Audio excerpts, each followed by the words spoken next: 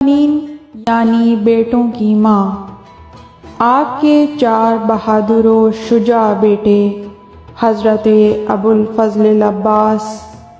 جناب جعفر، جناب عبداللہ اور جناب عثمان تھے، جو کربلا میں امام حسین علیہ السلام کی نصرت و حمایت کرتے ہوئے شہید ہوئے۔ حضرت ام البنین کا اصل نام فاطمہ کلابیہ تھا، لیکن آپ ام البنین کی کنیت سے مشہور تھیں۔ پیغمبر اکرم صلی اللہ علیہ وآلہ وسلم کی چہیتی بیٹی اور حضرت علی علیہ السلام کی شریک حیات سیدہ طاہرہ سلام اللہ علیہا کی شہادت کو جب ایک طویل عرصہ گزر چکا تو امام علی علیہ السلام نے اپنے بھائی جناب عقیل کو، کہ جو علم نساب کے ماہر تھے اور عرب کے قبائل کے شجروں کو خوب پہچانتے تھے اور ان کی مہارت کا کافی شہرہ تھا، امام علی علیہ السلام نے انہیں اپنے پاس بلا کر ان سے فرمایا کہ وہ ایک شجاع خاندان میں ایک ایسی خاتون تلاش کریں جس سے بہادر بچے پیدا ہوں، تاکہ وہ بچے کربلا میں امام حسین علیہ السلام کی حمایت و نصرت کر سکیں۔ امام علی علیہ السلام کی دور رس نگاہیں دیکھ رہی تھیں کہ سن 61 ہجری جیسے پر آشوب اور گھٹن والے دور میں اسلام کو باقی رکھنے اور پیغمبر اکرم صلی اللہ علیہ وآلہ وسلم کی شریعت کو زندہ رکھنے کے لیے بہت زیادہ اور عظیم قربانیاں پیش کرنا ہوں گی، اور خاص طور پر امام علی علیہ السلام یہ بات بھی جانتے تھے کہ کربلا کا واقعہ پیش آنے والا ہے، لہٰذا ایسے حالات اور موقع کے لیے ایسے دلیر اور جانباز ساتھیوں کی ضرورت تھی جو امام حسین علیہ السلام کی نصرت و مدد کر سکیں۔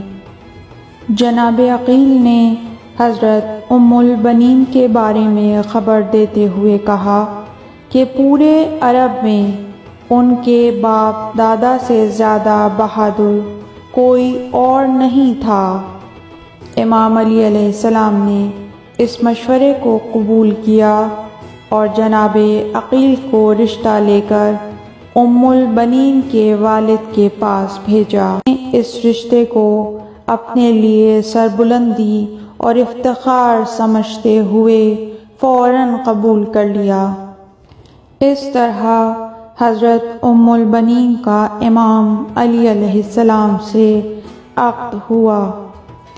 ام البنین کا خاندان نہ صرف شجاعت و بہادری میں مشہور تھا بلکہ عربوں میں شرافت کا مجسمہ سمجھے جاتے تھے، اور عفو و بخشش، مہمان نوازی، دلاوری، شرافت، جوان مردی اور قوی استدلال میں مشہور تھے۔ حقیقت میں شجرہ طیبہ کی مصداق تھیں، جس کی جڑیں زمین میں اور شاخیں آسمانوں میں پھیلی ہوئی ہیں، اور اس پاک درخت کا پھل بے شک عباس ابن علی اور ان کے برادران کی شکل میں ظاہر ہوا۔ فاطمہ کلابیہ، جو شرافت، نجابت، پاک دامنی اور اخلاص کا مجسمہ تھیں، امام علی علیہ السلام کے گھر میں جب داخل ہوئیں تو فرماتی ہیں کہ جب تک بی بی فاطمہ الزہرا سلام اللہ علیہا کی بڑی بیٹی اجازت نہ دیں میں اس گھر میں قدم نہیں رکھوں گی۔ یہ خاندان رسالت کے تئیں ان کا انتہائی ادب و احترام کا مظاہرہ تھا۔ جس دن جناب ام البنین نے امام علی علیہ السلام کے گھر میں پہلی بار قدم رکھا، امام حسن اور امام حسین علیہ السلام بیمار تھے اور صاحب فراش تھے۔ جناب ابو طالب کی بہو گھر میں داخل ہوتے ہی عالم ہستی کے ان دو عزیزوں اور اہل بہشت کے جوانوں کے سرداروں کے سرہانے پر پہنچیں اور ایک ہمدرد ماں کی مانند ان کی تیمارداری کرنے لگی اور مسلسل یہ کہتی تھیں کہ میں فاطمہ زہرا سلام اللہ علیہا کی اولاد کی کنیز ہوں۔ حضرت ام البنین نے جہاں خود کو سیدہ طاہرہ سلام اللہ علیہا کے بچوں کی کنیز قرار دیا، وہیں حتی الامکان یہ کوشش کی کہ حضرت زہرا سلام اللہ علیہا کے بچوں کے لیے ان کی ماں کی رحلت سے پیدا ہونے والا خلا پر ہو سکے، کیونکہ ان کی والدہ گرامی کمال جوانی میں انتہائی مصائب و آلام کا سامنا کرتے ہوئے ان سے جدا ہوئی تھیں اور وہ ماں کی ممتا سے محروم ہو چکے تھے۔ فاطمہ زہرا سلام اللہ علیہا کے بچے ان پارسا خاتون کے وجود میں ایک ہمدرد اور غمگسار ماں کا لمس محسوس کر رہے تھے۔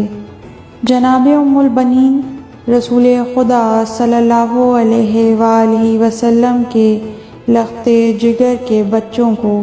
اپنی اولاد پر مقدم قرار دیتی تھیں اور اپنی محبت کا زیادہ تر اظہار انہی کے تئیں کرتی تھیں اور اسے اپنے لیے فریضہ سمجھتی تھیں، کیونکہ پروردگار عالم نے قرآن مجید میں سب لوگوں کو ان سے محبت کرنے کا حکم دیا ہے، یہاں تک کہ جناب فاطمہ کلابیہ نے امام علی علیہ السلام کو یہ تجویز پیش کی کہ انہیں فاطمہ کے بجائے ام البنین خطاب کریں تاکہ فاطمہ اور کنیز فاطمہ کے درمیان فرق مشخص ہو جائے اور یہ فرق محفوظ رہے۔ یہی وفا اور فداکاری کا جذبہ حضرت عباس علمدار کو اپنی والدہ گرامی سے ورثے میں ملا۔ بچپن سے ہی گھٹی میں اہل بیت علیہم السلام کی محبت و مودت کو شامل کر دیا اور تربیت کے ذریعے بتلایا کہ مولا سے اپنی وفا کے عہد کو کس طرح سے نبھایا جاتا ہے کہ حسین جیسا بھائی ہو کہ جو آقا و مولا و سید و سردار ہو، تو پھر اس سے وفا نبھانے کے لیے اپنی جان کو اس طرح سے قربان کیا جائے کہ رہتی دنیا تک ام البنین کا چاند قمر بنی ہاشم شہنشاہ وفا کہلائے۔ اللہم صلی علی محمد وآل محمد۔ پروردگار رحمتیں نازل فرما محمد اور ان کی پاک آل پر۔